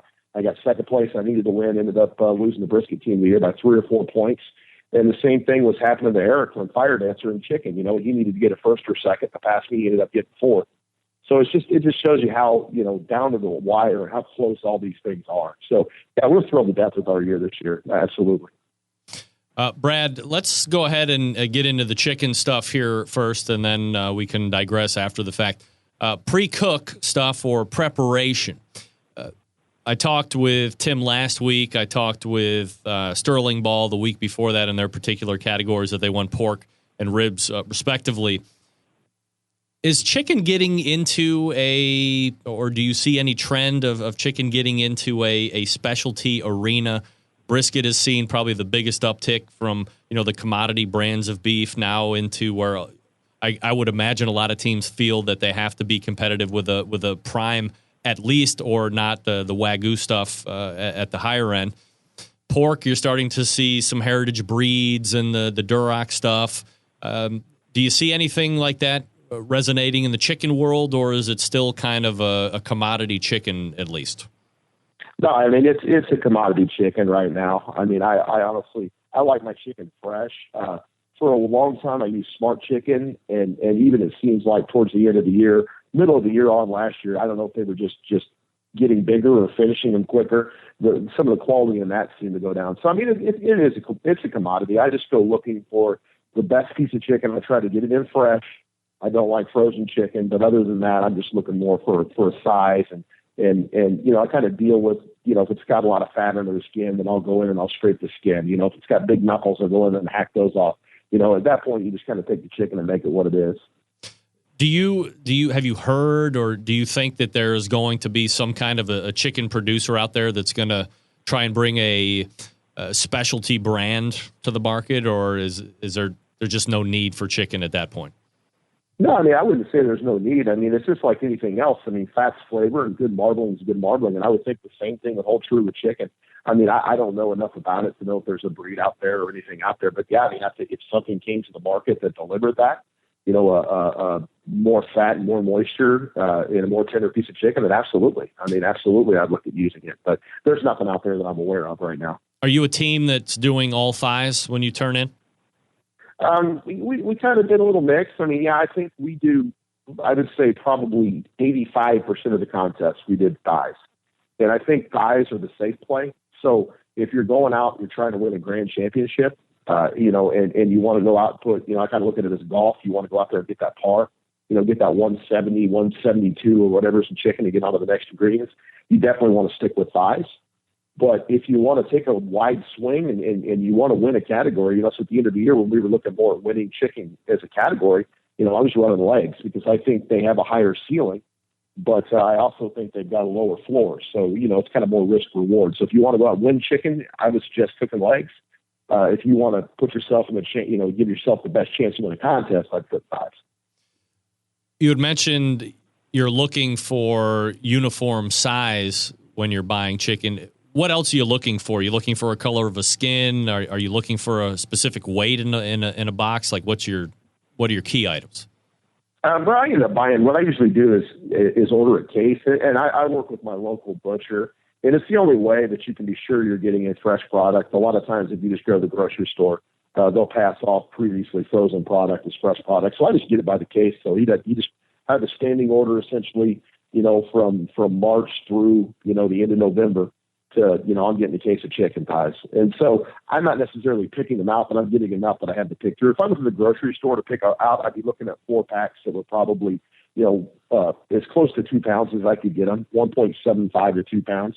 I think it's easier to take a bigger piece of chicken and knock some stuff down, obviously, than it is to sit there and try to fight a piece of chicken that's smaller. Even though sometimes on the smaller pieces of chicken, you shouldn't just toss them because sometimes they've got smaller bones and I have the knuckles and they might be a little more attractive that way. But I do look for uniform size, but I'm not a guy that's muffin panning or, I don't care if my chicken, I've got 180s ugly chicken. I think if it looks like chicken, I mean, you want to make it look good. You want to make it taste good, but sitting there trying to make it look cookie cutter, I think it'll work with some judges, but it'll hurt you with just as many. So there's not a lot of reason to waste time doing it in my mind. Brad Leighninger joining us here on the show. How many are you cooking for a contest, Chad? Or Brad? I'll do 16. I'll do, wow. I usually, like I said, I get a case, and the cases I were getting were 24. So we'll trim, we'll get 24 to take 16 to a contest to turn in. The way I trim them, I'm only getting 6 in a box. So 16 to get 6. In regards to the trim that you had mentioned, do you have an extensive trimming process? I hear from pitmasters every week about chicken being the worst category to prep for, and some guys spend very little time on it. Some guys seem to go hours and hours on it. Where do you fall at in the trimming process? I'm probably in the middle. I mean, I probably first scraped the skin probably about the middle of this summer. And as I said, it was just more because the products seem to have more fat on the skin. If you can get a good organic product that doesn't have a lot of fat on the skin, you don't want to clean it clear down. In my mind, you want to leave a little bit of that fat in there because that's going to be some moisture. What you're looking for is big pockets of fat. And so if I see that, and you can look at the chicken and see it, if I see that, I'll come in there and fillet that off. But other than that, I'll come in there and maybe pull out a couple of those tendons and veins that are on the backside there, and then just square it up. But I'm really not spending a lot of time trimming chicken. Like I said, I don't know that that it matters as long as you're making it look good. I think we overthink that quite a bit, and I don't think the judges are necessarily going to ding us for chicken that looks like chicken. Brett, are you a team that injects or brines your chicken? I brine. I've always brined. And been using Cosmos chicken soap. And, that's a good one to use. I like that one because you don't have to heat it up. You just stir it in and it'll go. So, but any a good commercial brine, or we've even run with just a salt and brown sugar mix before. We used to run with that and did just fine. So, but yeah, I think brining and the important thing I do is I brine the night before and I let it rest. And I think that lets the liquid distribute throughout the meat a little bit better than if you just brine it and put it straight on the grill. Have you ever messed around with injecting? It seems to be a little bit more popular than it has a handful of years ago. I have. I've tried it, and we always have a practice contest down here where we get judges and do a little tell-all thing. And I injected some chicken there, and they didn't like it. I don't know if I went too heavy. And the thing about chicken is it's not like pork or brisket where there's those striations in places for that stuff to go. Chicken's almost like rubbery. So you're just, to me, when you're injecting, you're just getting little pockets. And maybe you get somebody that's a little more familiar with the process, and y'all might be doing it wrong, but that's just what it seems like to me. I'll end up, and the injection just won't distribute throughout the bird as much as a brine will, in my mind.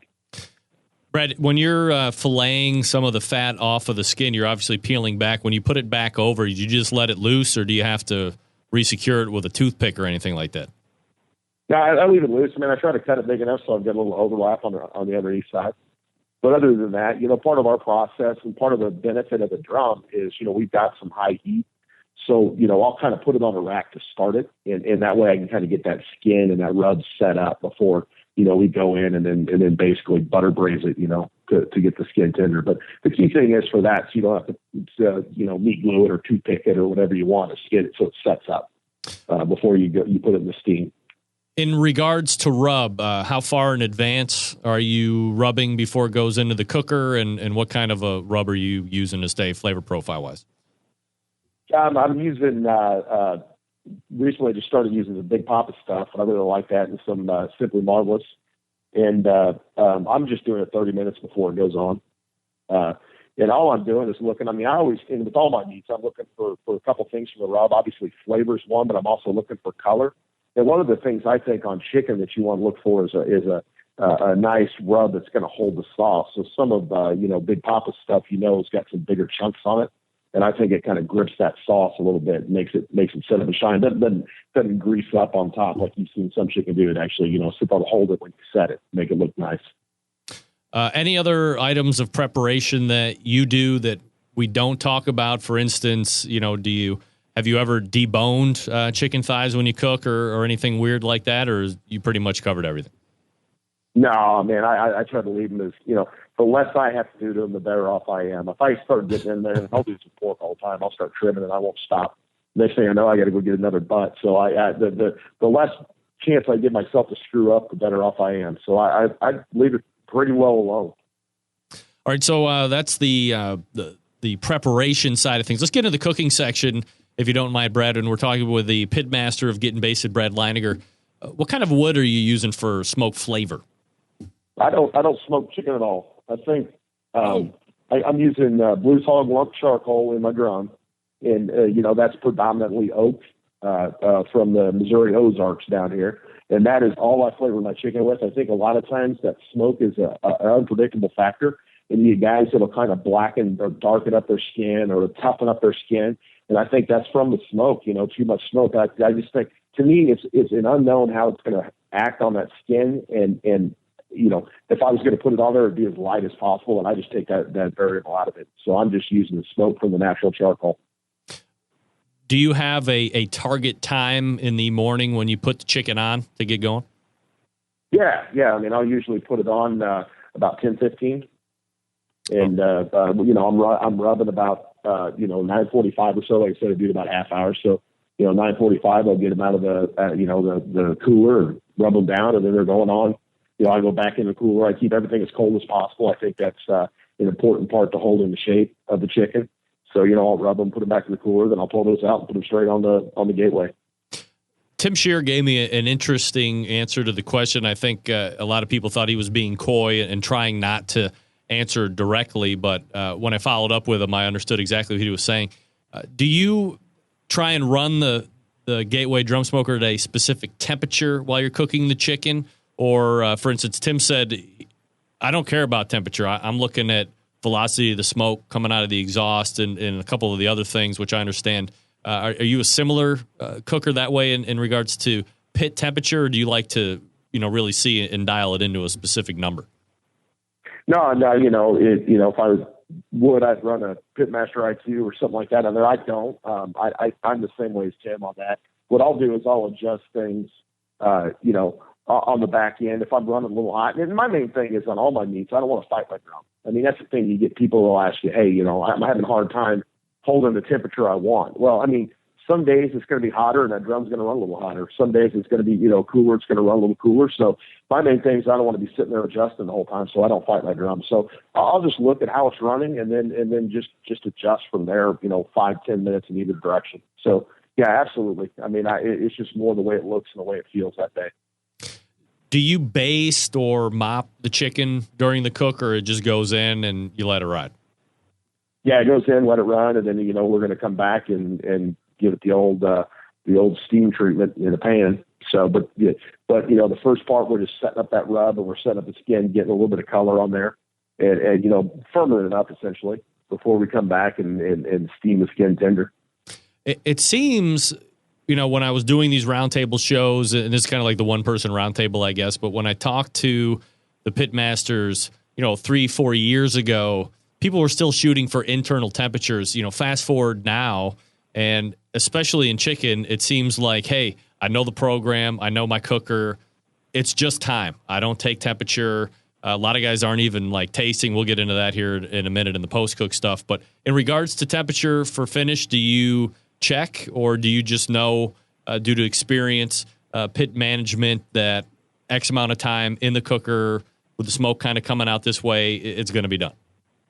Yeah, I mean, I'll look at it essentially. So, I think it's running, hot or cold or whatever. I'll check it out, look at it, and I know what it looks like when it's done, right? So it's not a temperature thing. It's completely the way it looks, the way it's kind of shrunk up or whatever, if you want to call it. I don't worry about temperature. I know, I thought for a while, and Tim and I talked about this a lot, thought for a while that we had the perfect chicken temperature figured out. And the score, and then it would quit. And then we'd go a little lower. That would score. We'd go a little higher. That would score.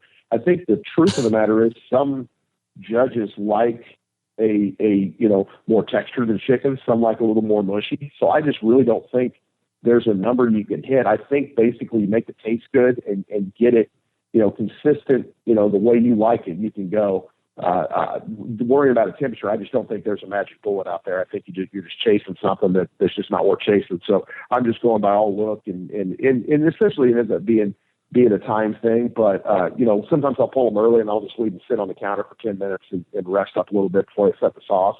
And sometimes I'm running late, so I'm always kind of at the beginning of the window anyway. So if I do need to go a little bit further, I've got that 10 minutes that I can play with. You said you do like a steaming thing to get the sauce or the skin tender, and a lot of the cooks are doing that whole butter braise thing. I believe you actually used the term butter braise a couple minutes ago. Sure. Do you do that because you feel that is a process that judges are looking for in regards to getting to that finished product that they're judging, and you would rather not do all that butter stuff?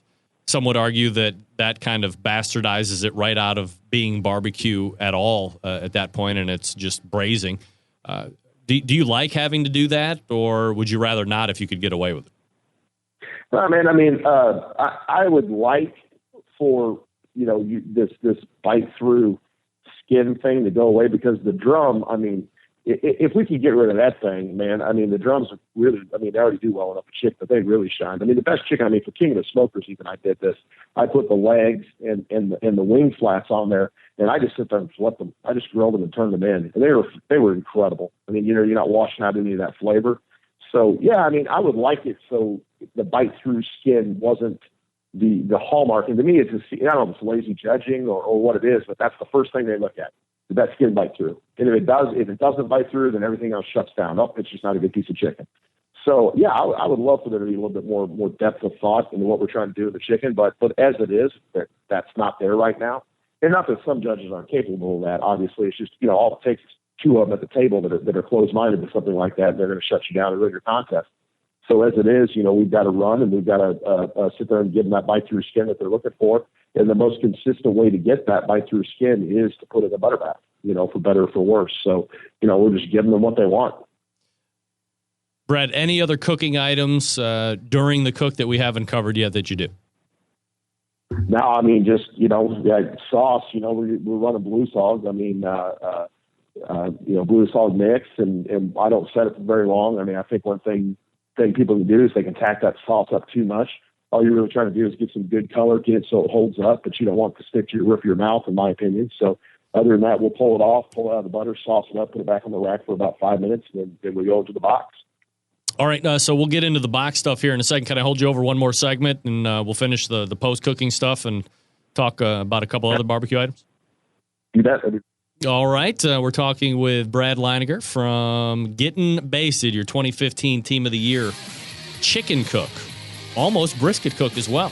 Should time allow, we'll talk a little brisket with Brad. I'm going to talk to you about Big Poppa Smokers, the one-stop online shop for anyone interested in barbecue. Number one dealer of Mac pellet grills in the world, Big Poppa Smokers features a wide selection of American-made grills and smokers, such as the Old Hickory Ace BP, the Gateway drum smoker, and even a drum kit that gives you everything you need to make a world-class smoker out of a 55-gallon drum. Big Poppa's made a name for itself in recent years by crafting an award-winning line of championship rubs. From flavors like Sweet Money to Happy Ending, their rubs have had a hand in winning almost every major barbecue competition. Don't think that they can be pigeonholed in competitive barbecue either. BJ's Restaurant and Brew House has become so fond of the BPS rubs, 4 of the 9 have been featured on their permanent menu. And amid glowing reviews, BPS rubs are proven to be a great addition to anyone's pantry. Big Poppa's also banded together with fellow California-based rub company Simply Marvelous to form what has now become known as the West Coast Offense. Defying conventional wisdom, these two California-based rub makers have cornered the market on competitive barbecue and begun to redefine the flavor profile that competitive cooks from across the country have begun to aim for. Big Poppa's website also features an online meat locker featuring meat from Snake River Farms shipped right to your front door. From the American Kobe beef, the Kurabuta pork, the Double R ranch meats, Big Poppa's Meat Locker has something for every type of barbecue aficionado. And they're bringing you the best flavors on the market. Last year, it was Swamp Boy sauce, a fine swine sauce, Granny's barbecue sauce. Who knows what they're going to be bringing out this year? Stay tuned and go to BigPoppaSmokers.com to check it out. Big Poppa's also created the unique brand ambassador program called the BPS Elite Team, featuring 15 of the best competition teams in the country, working together to promote camaraderie, competition barbecue, and to benefit children's charities across the U.S. Keep in mind, Big Poppa Smokers has been able to do all of this within only 5 years of being in business, turning competition barbecue on its head, providing customers with the very best of barbecue products, becoming a staple of a nationwide restaurant chain, and benefiting children's charities across the U.S. It's just the beginning for Big Poppa Smokers, and again, the website, BigPoppaSmokers.com. That's BigPoppaSmokers.com. We're back with Brad Leininger from Gettin Basted right after this. Stick around. We'll be right back.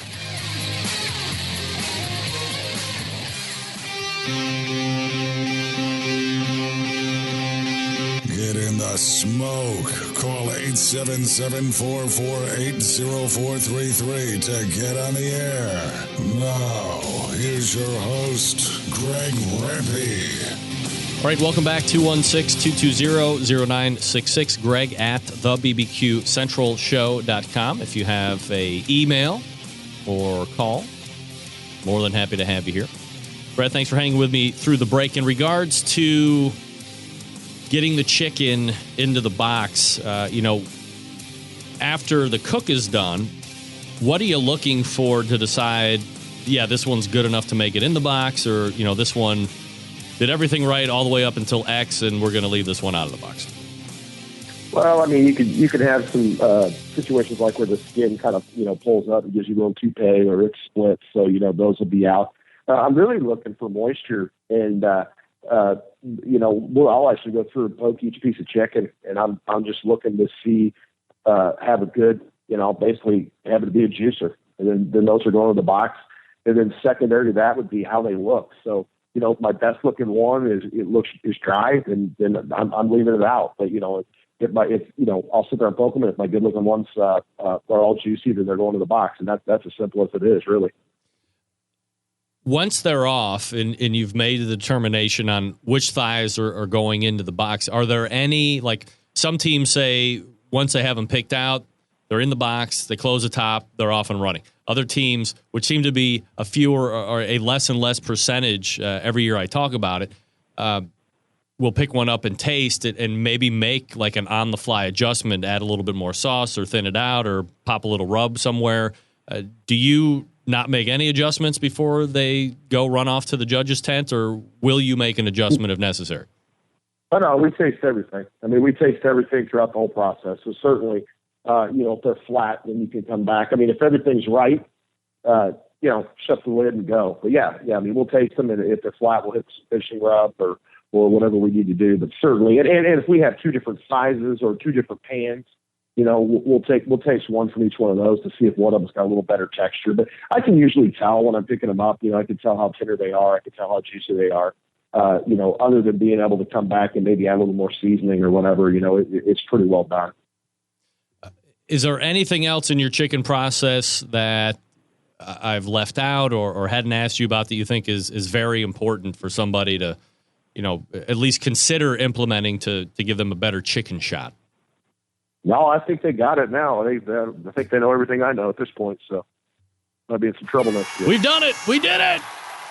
Look at you. Appreciate that. So you and Tim Shear put on a cooking class, if I'm correct. That is correct. Correct. We've got one. I'm often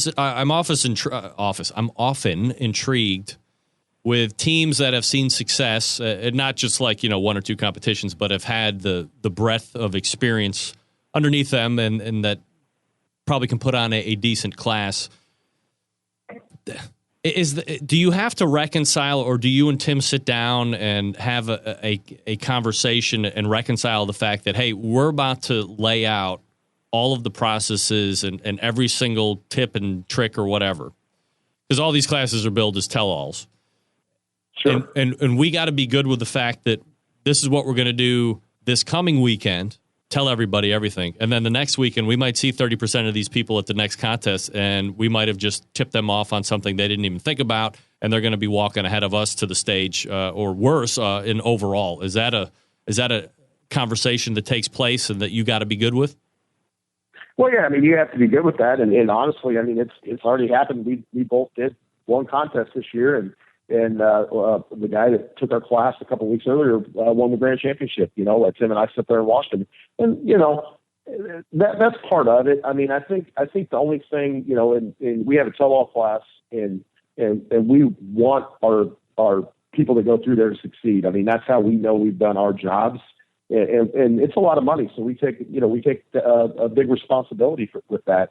But at the same time, if they don't go out there and they don't cook the 35 to 40 contests, they may jump up there and beat us, but in the long run, it's that experience that gets you. You can take the class, and the best thing you can do if you take a class is you got to go out there and cook it. And if you don't go out there and cook it and stick with it, then eventually, it's going to go away. So that's kind of how we're good with it, I guess, is that, yeah, we're giving them the tools, we're giving them the knowledge. They got to actually go out there and do it. And if they can do it, then they earned it.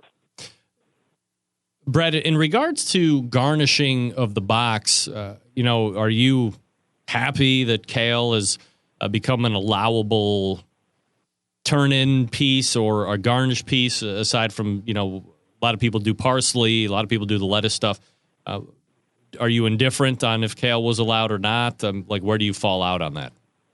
I'm pretty indifferent. I could probably bring my wife in from the other room, and she might tell you something different. But, we make our boxes. She does. She makes our boxes before the contest. We flip them out at the contest. So I don't know. I mean, we'll probably play around with kale just to see what it looks. I mean, I don't think I'll be in a hurry to get into it. At some point we'll probably look at some kale boxes. But, as of right now, I'm going to keep on having her make parsley boxes. So it's just, I just don't want the judges thinking too hard about, that stuff at the beginning. When kale gets more prevalent, then I'll probably jump in there and join them. Would you rather the board of directors vote to take out garnish altogether and then make it a meat box, or do you, on a conceptual level, like the fact that garnish is in there? And a lot of teams talk about it's a frame and it does allow you a certain amount of air to kind of hide stuff. How do you feel about garnish being, still optional, but most of the teams that are winning are, using it?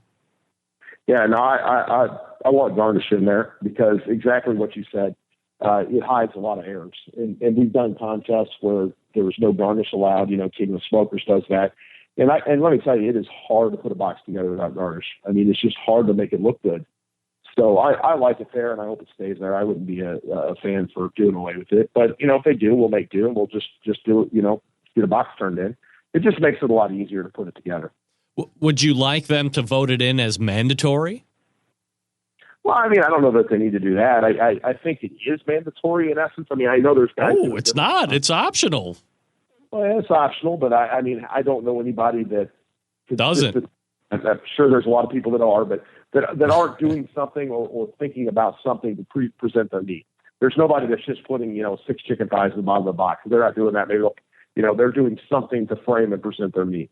Be it a green garnish or a meat garnish or whatever it is. Brad Leighninger joining me here on the show. Brad, we talked a little bit earlier in the show about how you were chasing Smokey D's for Brisket Team of the Year, and you end up second in a coin flip, and your words, chicken was the consolation prize. Oh, geez. So, you finished 1 in chicken, 2 in brisket.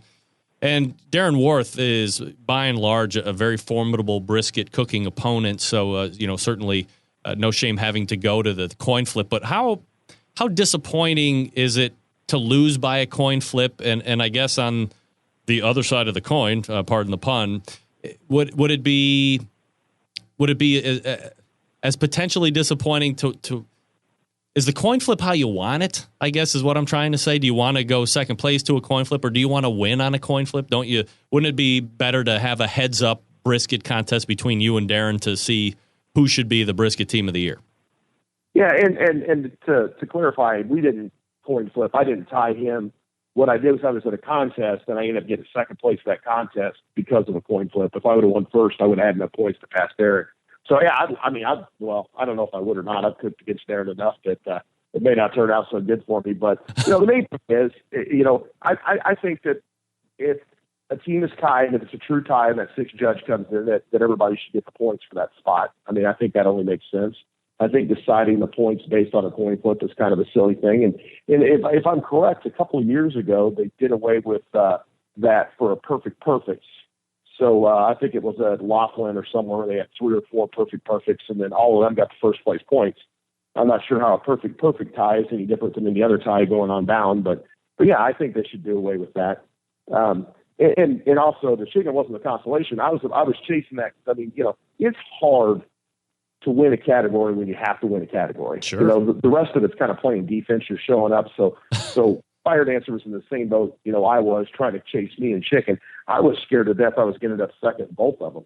I'm sitting down there at the contest, and we didn't, we ended up losing that chicken, the brisket coin flip. And then, if he would have won that chicken, he got 4th. Of course I went out first, but he would have won that, and I'd have been sitting there second in both of them and driving all over the country for nothing, I mean, so it's nerve wracking, and it was a tough way to lose it. But if you're going to lose to somebody, Darren's a great guy to lose to. That's for sure. Yeah, no doubt about it. Brad, let me ask you: do you have any advice for the people that might be listening tonight that are either very new to the competition scene, or maybe they're thinking about either getting out of the backyard division or literally getting out of their backyards and starting up competition because they've seen it on television, or maybe they've listened to the show a couple different times, or whatever the driving force is. Do you have 2 or 3 bits of advice to kind of help them along the way to shorten up that curve? Well, I mean, take a class. Well, specifically buy 3 Gateway Drum Smokers and come to our class. That'll hack the curve. Just take it right out. You'll be running and ready to go. But yeah, I mean, I think the main thing is with all the information that's out there, and I say that tongue in cheek, just take a class of the cooker that you want to cook on. If you're cooking on a Jambo, go take a Jambo guy's class. If you're going to want to cook on cans, go take our class. But taking a class, I mean, there's no reason not to at this point. I mean, it's just, you're throwing away money. I mean, just by not taking the class, it'll pay for itself almost immediately. Do you think that because of some of the specialty stuff and a lot of people feeling like they need to get X or Y in order to compete, that there's been a little bit of a aversion to jumping into the professional side because they feel that there's, you know, a large amount of money until recently with the drum smokers, but do you feel that there's like a perception that they have to have a lot of money to get in order to be successful? Maybe people are putting themselves in a potentially bad financial situation, buying all of this crap and getting out on the circuit with motorhomes and the $15,000 pits and so on and so forth. Oh yeah, absolutely. I mean, I think from the outside looking in, it's intimidating. I mean, I think, you certainly feel the need to have to overspend. We're going out to the guinea pig out in California this weekend, and I love it. I mean, that's a fantastic concept. And I want to thank the KCBS board of directors for actually doing the right thing and making that worth some points because it should be. But I mean, I spend so much of my week trying to find meat. It's ridiculous. The fact that I can just fly in out there, we got some drum smokers out there, cook under a canopy and do it the old school way. I definitely think it's something that needs to happen and needs to spread across the country because it does lower that barrier to entry. And that's what we need to do. We need to get more people doing this, and we need to make it easier for them to do it. Brad, do you think that the guinea pig idea does have, I mean, as you said, there's a lot of great things about it that make sense to you, a seasoned competitor, that probably make a lot of sense to somebody that's just getting into it. But do you see it getting legs and being able to spread to certain parts of the country, perhaps even becoming like its own little, Sam's Club series, the guinea pig series almost? Oh yeah, absolutely. Yeah, I think that'll happen. I think there's a lot of, like I said, I mean, just the amount of time we spend and effort we spend on trying to track down meat and trying to do this stuff to get a leg up on the competition. It's just fun to just go out there and cook. So yeah, I think there's something to it for sure. And I would do every one of them that was anywhere near me. So if I would, there's at least 49 other idiots that do the same thing. So yeah, I think it'd have legs. Brad, where are you guys going to be competing at next? No, we're doing the guinea pig, and then we'll go down to Nashville. There's one in Nashville. We're going to Hammond, Louisiana, and then we'll be back, starting in Missouri in April. The local contest will kick in. So, do you compete in the Sam's Club every year? I did, yeah. We got reserve grand champion there 2 years ago, which was a nice payday, obviously. And then last year, and the funny thing is, I like to have fun when I cook. I like to get loose. I took it so seriously. We went to Overland Park and got like 15th. I mean, just did terrible. So, I'm looking forward to Sam's this year. I'm in St. Charles. I believe that's the beginning of May. And, I'm looking forward to it. Brad Leininger is the pitmaster of Gettin Basted. He is your 2015 Team of the Year in the chicken category, second in brisket, 7th overall KCBS. Team of the Year as well. Brad, really appreciate the time tonight, man. Thanks for really getting in depth with the chicken. Continued success, my friend. We'll talk soon. Hey, I appreciate it. Thank you, Greg. You got it. There he is. Brad Leininger from Gettin Basted. So he really laid it down in regards to the chicken stuff. So if you were hoping to get a lot of chicken information, guess what? You got it. Point of fact, things that he did not mention, your humble host receiving or licking salmon roe off of one Stephen Reich. Didn't mention that. So to some of you, it's a really big deal. To some other people, it's not that big of a deal. It's like it happens every day. I got to tell you, I did take video of me eating it. And look, I don't know if it goes without saying, but I'm not a what do you call it? Cultured, overly cultured. I didn't really eat a lot of caviar in my day, and they did have sturgeon eggs. It was and I forget what the size of it was, but like the container is literally, for the folks that are listening on the audio, you can't see this, but like the container's this big around, right? And it's maybe this deep. It's probably measured like in ounces. That's bad. I want to say it was like $75. So there's no way that I could possibly justify spending that kind of money. Well, there's only one way I could justify it. Even if it tasted like baby vomit on a hot summer's day, I would have to eat the whole thing in order to justify it. I could not spend, $75 or $80 on that small amount and not eat it all. You can't. But in lieu of the $75 or $80, $15 for the salmon caviar, a little bit more fiscally achievable. In complete honesty, aesthetically fairly pleasing to the eye to look at. Exactly like he said. What was the word that he was using? Like little globes, like little pink globes. Look, I'm not a fishing guy by any stretch of the imagination. I know our good friend in the chat room, Patrick Paquette, is a huge fishing guy. I think he's like board of directors for Fishing Game of the East Coast. Do they grow salmon pregnant and then like take the eggs out? Like, how was caviar cultivated? Oh, lucky me, I found the pregnant salmon. And then luckily you get, I don't understand. How was that whole thing? I don't know. Thank you, Dirk. Good night now. Anywho,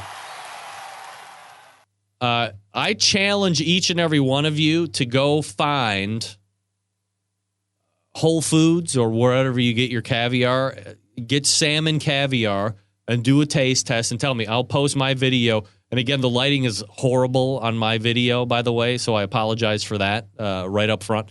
But make a video of tasting it if you've never tasted. Hello, everybody. This is Gary Vaynerchuk. What is Gary Vaynerchuk doing? Am I over time? Wine Library TV. Holy crap, I'm over time. I'm sorry. All right, we got to close up. So do it, right? Do a video of it. Let me know if you've never done it. Let's all get on the same cavair boat.